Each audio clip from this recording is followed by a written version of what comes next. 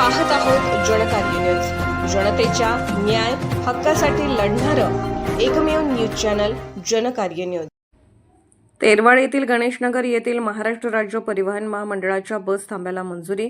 ग्रामपंचायत सदस्य श्रीमती शोभा गोविंद आवळे यांनी गेल्या महिन्यात गणेशनगर येथे बस थांबा व्हावा यासाठी कुरुंदवाड राप आगारामध्ये कैलासवासी गोविंद बंडू आवळे सोशल फाउंडेशनच्या वतीने निवेदन दिले होते, परंतु शासनाची परवानगी नसल्याने गणेशनगर येथे बस थांबत नव्हत्या।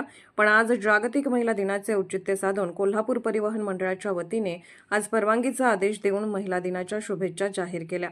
या परवानगीसाठी कैलासवासी गोविंद बंडू आवळे सोशल फाउंडेशनचे अध्यक्ष उमेश गोविंद आवळे, संचालक संदीप बिरनगे, सागर बिरनगे, उमेश शेडबाळे, सुरेश शेडबाळे, सुखदेव हेगडे, अमोल खोत, रमेश वडर, ऋषिकेश भस्माने आदींनी निवेदन दिले होते। तसेच गणेशनगर विनंती थांबा व्हावा यासाठी कुरुंदवाड राप डेपोचे मॅनेजर माननीय पलंगे साहेब यांचे देखील सहकार्य लाभले।